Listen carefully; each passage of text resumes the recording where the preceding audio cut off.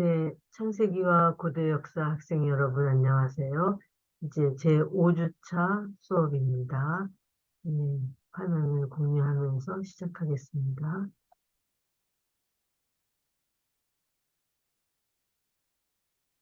지난주에는 저희가 창세기 3장 18절까지를 살펴봤는데요. 18절까지 나온 내용은 뭐였냐면은 이제 아담과 하와가 선악과를 따먹고 타락한 장면, 그 다음에 타락한 장면 후에 하나님께서 인간을 구원하기 위한 구원의 계획을 발표하시는 광경, 원복음이라고 창세기 3장 15절에 나타나는 내용을 살펴보았고요. 그 다음에 남자와 여자에게 이르러온 죄의 결과들, 또 자연에 미친 죄의 영향 같은 것을 살펴보았는데요. 오늘은 3장 19절부터 시작할 차례입니다. 시작하면서 제가 먼저 기도할게요. 사랑 많으신 주님 감사합니다. 저희들이 창세기 3장의 말씀을 함께 읽으면서 죄가 세상에 들어온 이야기, 또 예수께서 자신의 생명으로 구원의 계획을 어, 발표하시고 세우시는 광경들을 읽어보았습니다. 이제 오늘은 창세기 3장 19절부터 이 말씀을 상고할 때 성령께서 이 시간 함께 하시기를 원하옵고 사랑 많으신 예수님 이름으로 기도합니다. 아멘. 네. 3장 19절은 이렇게 시작됩니다. 네가 흙으로 돌아갈 때까지 얼굴에 땀을 흘려야 먹을 것을 먹으리니 네가 그것에서 취함을 입었습니다. 너는 흙이니 흙으로 돌아갈 것이니라 하신다. 네, 여기에 이것은 아담에게 하는 말씀이죠. 내가 얼굴에 땀을 흘려야지 흙의 소산물을 먹을 것이다. 또 너는 흙이니 흙으로 돌아갈 것이니라 말씀하셨습니다. 질문이에요. 이 본문에 의하면 사람이 죽으면 어떻게 되나요? 1번 흙으로 돌아감, 2번 영혼이 하늘로 올라감, 3번 어쨌든 영혼이 영원토록 삶으로 결코 죽지 않음이라고 말했는데요. 지난 시간에 우리가 영혼이라는 게 무엇인지 살펴봤죠. 특별히 사람을 지으시고 흙으로 사람을 지으시고 코에 생기를 불어넣으시니 흙으로 사람을 지으시고 생기를 불어넣으시니 사람이 생명이 됐다. 네? 생명이라는 건 살아있는 영혼이라는 뜻이죠. 살아있는 영혼이 됐다는 거예요. 그래서 이 영혼이라는 것은 하나님께서 사람의 몸에다가 불어넣어 주신 어떤 것이 아니구나 하는 게 나타나죠. 불어넣어 주신 것은 생기고 그랬더니 생기를 숨을 불어넣으시니까는 살아있는 영혼이 됐다는 거예요. 그러니까 살아있는 존재가 되었다는 뜻이죠. 그래서 영혼은 생명, 존재와도 같은 뜻으로 번역되는 그런 낱말이에요. 히브리어로 네페시라고 하는데요. 이 네페시는 사람에게만 적용되는 말이 아니에요. 동물들도 네페시라 그러고 물고기, 심지어 물고기도 네페시라고 불렀어요. 살아있는 존재를 뜻하는 그런 의미로요. 그래서 하나님께서 영혼을 주셨기 때문에 사람이 죽으면은 몸은 흙으로 돌아가고 영혼은 하늘로 올라가는 게 아니라는 거죠. 여기 말씀처럼 죽으면은 흙으로 돌아간다. 그리고 이제 숨은 하나님께로 가는 거죠. 숨이 이제 끊어지는 거죠. 이 3번도 저희가 생각해 볼 만한 일인데요. 하나님께서는 너희가 선악과를 먹으면 반드시 죽으리라고 말씀하셨지만은 사단은 뭐라고 했냐면 너희가 결코 죽지 아니하리라 라고 거짓말을 했죠. 그런데 이 거짓말이 오늘날까지도 이제 영혼불멸이라는 그런 사상을 통해서 전수에 내려오고 있는 것이죠. 어쨌든 영혼이 영원토록 살기 때문에 결코 사람은 죽는 것이 아니다. 뭐 지옥으로 가든 천국으로 가든 사람은 영혼으로서 영원히 사는 것이다. 라는 사상이죠. 근데 그것은 결국 내가 그것을 먹어도 결코 죽지 아니하리라 라고 말했던 사단의 거짓말을 옹호하는 그러한 결과가 되고 있다는 것을 우리가 생각할 필요가 있겠어요. 그래서 영혼이 영원토록 사는 것이 아니고 영혼이 끊어지는 거죠. 특별히 에스겔서 18장에 보면은 범죄하는 그 영혼이 죽으리라라는 말씀이 있어요. 그래서 영혼이 사는 것이 아니라 영혼이 죽는 거구나 하는 말씀이고요. 사람은 죽으면 흙으로 돌아간다 하는 이 창세기 3장 19절의 말씀을 우리가 기억한다면은 성경과는 맞지 않는 오류를 피할 수 있으리라고 생각이 돼요. 이제는 20절 말씀입니다. 아담이 그의 아내의 이름을 하와라 불렀으니 이는 모든 산자의 어머니가 됨이더라. 그는 모든 산자의 어머니가 됨이더라. 질문. 누가 하와의 이름을 지어주었나요? 1번 하나님, 2번 아담. 예. 하와의 이름은 아담이 자기 아내의 이름을 직접 지어줬구나 하는 것이 이 성경에 나타나는 장면이네요. 이제 21절 말씀입니다. 여호와 하나님이 아담과 그의 아내를 위하여 가죽 옷을 지어 입히신다. 1번. 어떻게 가죽을 얻나요? 1. 동물이 죽어야만 한다. 2번. 식물로부터. 예, 가죽은 식물로부터가 아니라 동물로부터 얻는 건데 가죽을 벗겼다 하는 말은 그 동물이 죽었다라는 말이죠. 동물이 죽은 후에 그 가죽을 벗기는 거잖아요. 그래서 여기 가죽 옷을 지어 입히시니라라는 이 말 속에 함축된 것은 아마도 양일 수 있겠죠. 양이 한 마리 죽었구나. 그들의 죄를 대신해서 그들의 죄를 인하여 양이 죽었구나 하는 것이 내포되어 있는 말씀이라고 생각이 됩니다. 질문 2번이에요. 이 가죽 옷은 무엇을 나타내나요? 1번 그리스도의 의, 2번 그리스도의 희생, 3번 가죽은 단지 가죽일 뿐. 예. 아담과 하와는 범죄 직후에 자기들 스스로 무화과 나무 잎을 엮어서 치마를 만들어 입었다는 말씀 생각나시죠? 그런데 그것은 자기들 스스로 만든 옷이었죠. 그리고 낡아지고 해지기 쉬운 옷이었어요. 그 무화과 나무 잎이 스스로 만들어내는 자기 자신의 의를 상징했다면요. 여기 이 가죽 옷은 예수 그리스도의 의, 예수 그리스도의 희생을 상징합니다. 왜냐하면은 양이 한 마리 죽었다 하는 말 속에는 하나님의 어린 양이신 예수 그리스도께서 희생되실 것을 그 한 마리 동물의 죽음으로 예표한 것이었고 그 동물의 가죽을 이제 입음으로 말미암아 그것은 예수 그리스도의 의, 예수 그리스도의 희생을 상징하는 옷을 입었다고 생각할 수 있겠습니다. 답은 1번과 2번이 되겠죠. 이제 22절 말씀입니다. 여호와 하나님이 이르시되 보라 이 사람이 선악을 아는 일에 우리 중 하나같이 되었으니 그가 그의 손을 들어 생명나무 열매도 따먹고 영생할까 하노라 하시고. 네, 질문입니다.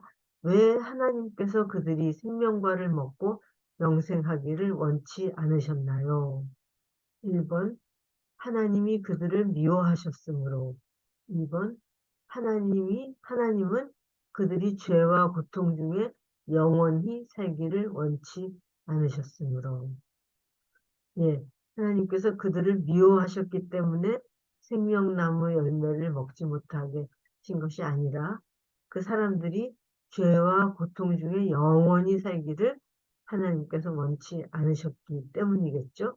또 다른 답을 우리가 하나 생각해 본다면은 죄가 영원히 계속되는 것을 생명과를 따먹고 영생하게 되면은 이제는 죄가 영원히 계속되는 거잖아요. 그래서 죄가 영원히 계속되기를 원치 않으셨기 때문에 죄가 언젠가는 그쳐지기를 끝이 나기를 원하셨기 때문에 생명과 열매를 먹지 못하도록 하셨다 하는 것을 생각할 수 있습니다. 네, 이제 23절입니다. 여호와 하나님이 에덴 동산에서 그를 내보내어 그의 근원이 된 땅을 갈게 하시니라. 질문이에요. 하나님이 그들을 내어 보내실 때 어떤 느낌을 가지셨을까요? 1번, 그들을 다시는 안 보게 되어 행복하셨다. 2번, 매우 슬프셨다. 하나님께서는 아마 매우 슬픈 생각을 가지셨을 거예요. 자신이 창조한 인류가 자신을 거역하고 죄를 지어 타락하고 영생을 잃어버리고 또 마침내는 그 에덴 동산에서 쫓아내야만 하는 그러한 모든 역사를 생각하실 때 하나님께서는 매우 마음이 아프셨을 것이라고 생각됩니다. 그렇지만 자기 아들을 통하여 그러니까 예수 그리스도를 통하여 인류를 다시 구원하실 계획을 세우시고 그러한 약속과 함께 그들을 내어보내시는 광경이라고 생각돼요. 자, 이제는 창세기 3장의 마지막 절인 24절 말씀입니다. 이같이 하나님이 그 사람을 쫓아내시고 에덴 동산 동쪽에 그룹들과 두루 도는 불칼을 두어 생명나무의 길을 지키게 하시니라. 라는 말씀입니다. 여기 그림을 보면요. 지금 아담과 하와가 쫓겨나고 있죠. 그리고 이제 이게 에덴 동편인가 봐요. 그룹이라는 건 천사의 이름인데요. 그룹 천사들을 두었고, 그 다음에 화염검을 두어 생명나무의 길을 지키게 하셨다라고 말씀합니다. 네. 질문이에요. 화염검은 무엇인가요? 화염검이라는 것은 불에 불꽃이 일어나는 검이라는 뜻이에요. 1번, 천사가 동산을 지키는 일종의 무기였다. 2번, 하나님의 임재의 빛이었다. 이 말씀을 얼핏 읽으면요. 화염검이라고 굉장히 칼이 잘 들기 때문에 빛이 번쩍번쩍하는 그런 칼을 들고 그룹 천사들로 하여금 사람들이 이제 에덴 동산 안으로 들어오지 못하게 하도록 지키셨다. 이런 말씀으로 생각이 되죠.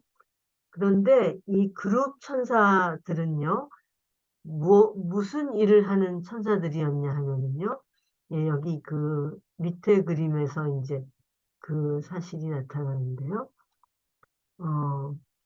이 성전에서도 가장 거룩한 장소였던 지성소, 지극히 거룩한 장소라는 뜻이죠. 지성소에는 이 하나님의 십계명을 담은 법궤라는 궤가 있었어요. 그 궤의 뚜껑 위에 이렇게 그룹 천사들을 두 명의 천사들을 이렇게 금으로 만들어서 이 위에 그 법궤 위에 세워두었어요. 뭐 앉혀두었는지 어쨌든 그렇게 두었는데 그 두 그룹 천사 사이에 하나님께서 임재하고 계신다고 그렇게 생각했어요. 그리고 이 그룹 천사 사이에는 환한 빛이 비쳐나왔는데 그것은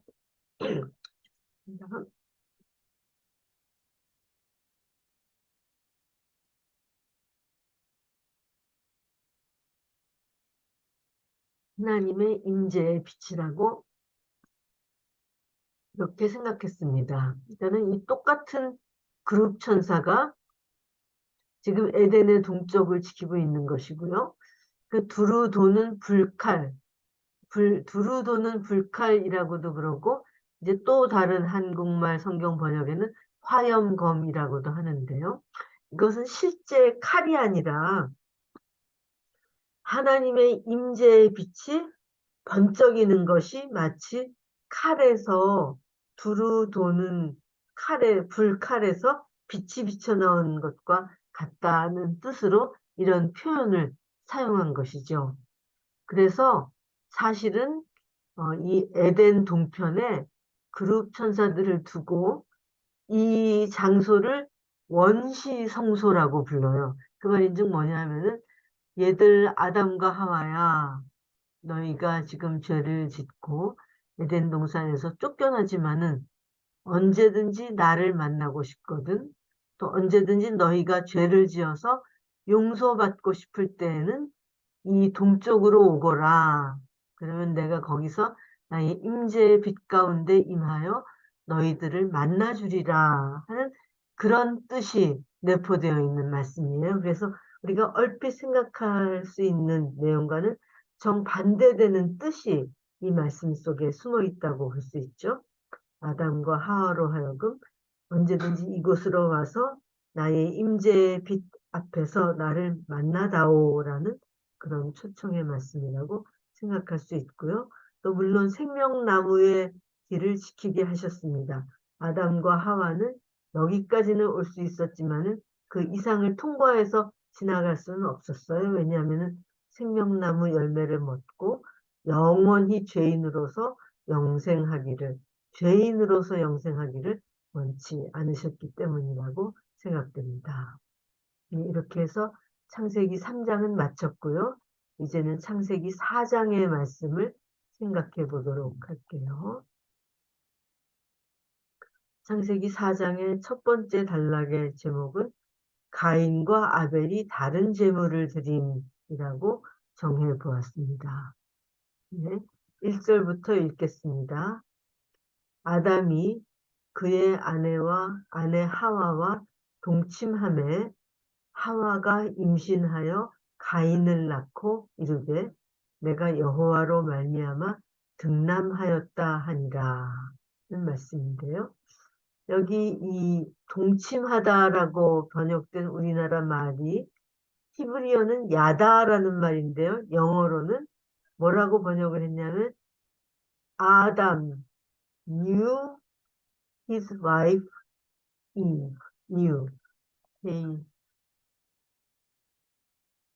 K-N-E-W, 알다라는 뜻이죠. 알다라는 말의 과거형이죠. 그래서 야다라는 뜻이 알다라는 뜻이에요. 그래서 아담이 그의 아내 하와를 알았더니 알다, know, 알았더니 하와가 임신했다라고 말하고 있어요. 그래서 히브리서의 야다라는 그 알다라는 말 속에는요. 친밀하게 알다는 뜻이 포함되어 있어요. 그래서 그 말을 우리말 성경에서 번역할 때는 동침했다, 잠자리를 같이 했다 이렇게 번역하고 있습니다. 가인을 낳고 이르되 내가 여호와로 말미암아 등남했다. 질문 1번입니다. 인간의 제일 첫 자녀의 이름은 무엇입니까? 예? 임신하여 누구를 낳고 가인을 낳고 그러니까는 제일 첫 아들의 이름이 가인이었어요. 질문 2번입니다. 잉태하는데 하나님의 도움이 필요합니까? 네, 여기 보니까 여호와로 말미암아 등남했다 그랬는데요. 그렇죠. 우리 어머니들이 임신하는 데는 하나님의 도움이 필요합니다. 모든 생명 현상에는 하나님의 도움이 필요해요. 생명을 유지하는 것에도 하나님께서 유지하도록 해주시는 거고요. 생명이 탄생하는 것에도, 생명이 잉태하는 것에도 모든 생명 현상은 하나님으로 말미암습니다. 그래서 여기서도 하나님의 도움을 얻어서 하와가 임신하게 되었다라는 말씀이죠. 이제 2절입니다. 그가 또 가인의 아우 아벨을 낳았는데 여기 그라는 것은 하와를 이름이겠죠. 가인의 아우 아벨을 낳았는데 아벨은 양치는 자였고 가인은 농사하는 자였더라라고 말합니다. 질문 1번. 아담의 둘째 아들은 누구였습니까? 예, 가인의 아우 아벨이라고 말하네요. 둘째 아들의 이름은 아벨이었어요. 질문 2번. 그들은 어떤 직업을 가졌나요? 아벨은 양치는 자였고 가인은 농사하는 자였다. 이렇게 말씀하고 있습니다. 이제 3절 말씀입니다. 세월이 지난 후에 가인은 땅의 소산으로 제물을 삼아 여호와께 드렸고, 네, 여기까지는요. 질문 1번이에요. 가인은 여호와께 무엇을 드렸나요? 1번 사과와 포도, 2번 이름이 특정되지 않았으나 열매, 채소 등 땅의 농산물, 3번 사과, 당근, 토마토. 네, 이름은 나오지 않아요. 그렇지만은 땅의 소산으로 제물을 삼아서 하나님께 드렸다라고 말씀합니다. 이제 4절 말씀을 볼까요? 아벨은 자기도 양의 첫 새끼와 그 기름으로 드렸더니 여호와께서 아벨과 그의 제물은 받으셨으나 질문 1번입니다. 아벨은 여호와께 무엇을 드렸나요? 양의 첫 새끼와 그 양의 기름으로 하나님께 드렸다. 예. 여기서도 그러니까는 동물이 한 마리 희생을 당한 거죠. 양이 희생을 당했고요. 예, 기름을 드렸다라고 하는데요. 여러분 아시겠지만은 기름 속에는 불순물이 녹아 들어가서 몸속에서 저장을 하죠. 그래서 이 기름은요, 성경에서 죄를 상징해요. 그래서 죄를 하나님께 드렸다라는 말로 볼 수 있어요. 하나님께서, 그러니까 아벨은 하나님께 제사를 지낼 때 양의 첫 새끼와 기름을 드렸다라는 말은, 그쵸? 양으로 상징된 하나님의 어린 양 예수 그리스도와 그 다음에 우리의 죄를 하나님께 갖다 드렸다. 우리의 죄를 하나님께 맡겼다. 그런 뜻이 포함되어 있겠어요. 질문 2번입니다. 아벨의 헌물에 대한 하나님의 반응은 무엇이었나요? 1번 받으셨다. 2번 받지 않으셨다. 예, 하나님께서 아벨의 제물은 받으셨다고 그러죠. 이 구약 성경 또 다른 곳에 보면 이런 말씀이 있어요. 이제 제사장들이 양을 불살라서 번제로 드리고 또 그 기름을 태울 때 여호와께서 그 냄새를 흠향하셨다. 기쁘게 받으셨다. 그런 말씀이 있어요. 그래서 하나님께서는 우리가 우리의 죄를 자복하고 우리의 죄를 하나님께 갖다 바칠 때 그것을 아주 기뻐하십니다. 왜냐하면 용서해 주시기 위해서 그런 거죠. 용서하시고 우리를 깨끗하게 하시기 위해서 우리의 죄를 하나님께 드리는 것을 하나님께서는 굉장히 기뻐하십니다. 그리고 여기 이 양의 새끼라는 것은 우리를 위한 희생 제물이 되신 예수님을 상징하는 것이죠. 예, 여기 보니까는 이게 아벨이겠죠. 아벨은 양을 한 마리 잡아가지고서 이제 안고 가는데 가인은 그쵸, 무슨 호박 같기도 하고요. 곡식하고 채소하고 이런 땅의 소산물로 하나님께 제사를 드렸다는 거예요. 여기 밑에도 또 비슷한 그림이 나오는데요. 아벨은 지금 양을 칼을 들어서 잡고 있는 장면이고요. 그럼 양이 죽겠죠. 여기 가인은 지금 땅의 소산물을 날라서 하나님께 제사를 드리려고 하는 광경입니다.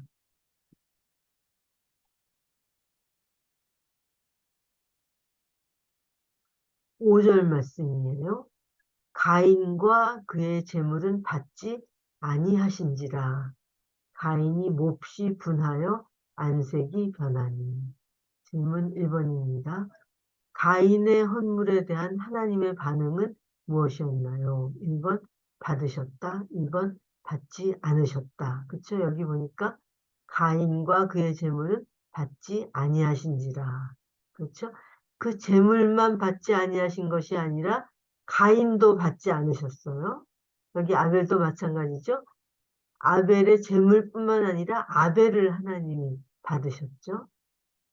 예. 그래서 가인은 하나님께 간합함을 받지 못했다는 거예요. 질문 2번. 가인과 아벨은 왜 그러한 헌물을 드렸나요? 굉장히 흥미진진한 질문이죠. 1번. 그들의 직업에 따라. 그렇죠? 가인은 농사하는 사람이고 아벨은 양치는 사람이었으니까 직업에 따라 드린 거 아니냐 이렇게 생각할 수가 있어요. 2번. 그들이 원하는 대로 드린 것이었음. 3번. 헌물은 하나님께서 요구하시는 것을 드려야 함. 그래서 여기서 가인과 아벨은 자신들의 직업에 따라서 농사 짓는 가인은 농산물을, 양치는 아벨은 어린 양을 드린 것이 아니었고요. 어, 가인은 자기가 원하는 대로 헌물을 드렸어요. 그렇지만은 아벨은 하나님께서 요구하시는 어린 양의 생명을 드렸고 또 자기 죄를 갖다 드렸습니다. 그래서 우리의 헌물은 하나님께서 요구하시는 것을 드려야지 하나님께서 기뻐 받으시겠죠.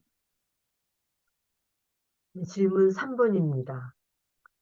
왜 하나님께서 아벨의 제물은 받으셨으나 가인의 제물은 받지 않으셨나요? 1번 하나님이 피를 좋아하시므로. 2번 가인은 마음으로 헌물을 드리지 않았으므로.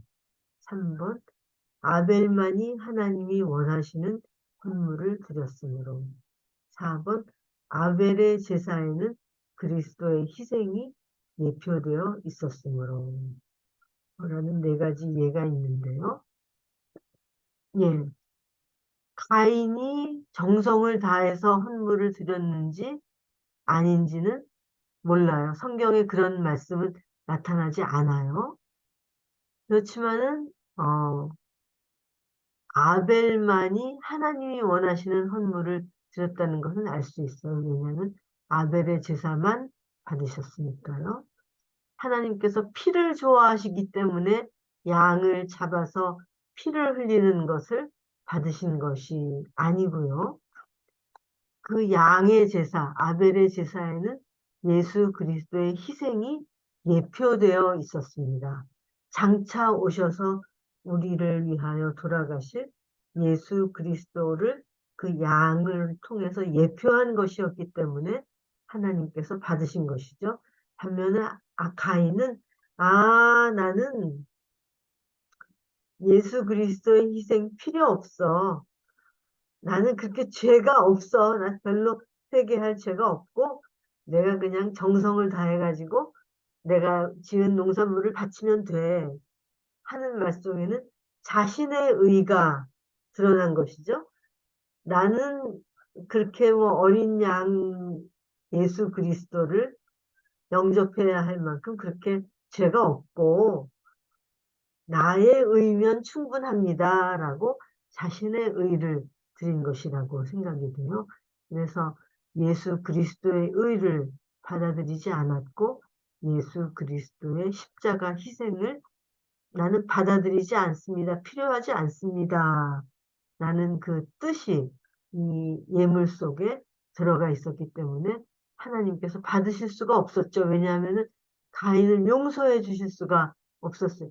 가인을 용서해 주실 수가 없다는 게 이 나쁜 놈 내가 용서 절대 못해. 그게 아니라 희생의 제사가 없었기 때문에 가인을 받아주실 수가 없었던 거예요. 왜냐하면 가인 자신이 죄인이었기 때문에 그가 스스로 드리는 예물로는 죄 용서함을 받을 수가 없는 것이었죠. 음. 그래서 하나님께서도 죄를 용서하실 때는 그냥 용서하시는 것이 아니라 예수 그리스도의 생명의 희생을 통해서 용서하시는구나 하는 것을 볼 수 있어요. 이제 질문 5번입니다. 그들이 무엇을 헌물로 드려야 하는 건지 어떻게 알게 되었나요? 1번, 그들은 모르고 있었으며 50, 50 찬스였다. 50, 50 찬스였다. 50%의 찬스를 가지고 그냥 그렇게 한 거였는데 우연히 아벨은 맞았고 가인은 틀렸다라는 얘기예요. 그렇지는 않겠죠. 2번, 하나님께서 아담과 하와에게 가죽 옷을 지어주시면서 보여주셨고 아담은 가인과 아벨에게 이에 대해 가르쳐 주었다. 그렇죠?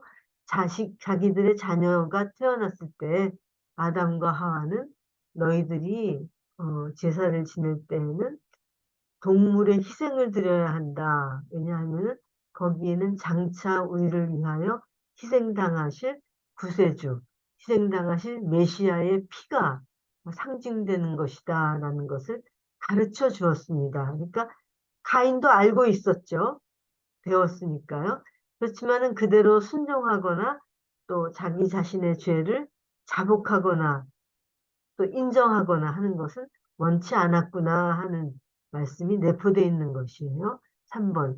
하나님은 마음에 내키시는 대로 어떤 사람을 다른 사람보다 더 좋아하신다. 예, 그렇지가 않죠. 성경 말씀에는 여러 곳에 하나님께서는 사람을 외모로 취하지 않으신다. 사람을 차별하지 않으신다라는 말씀이 나타납니다. 그래서 마음에 내키시는 대로 어, 아벨의 제사만 받은 것이 아니라는 것을 알 수 있습니다. 예, 첫 번째 영상은 여기서 마치겠어요.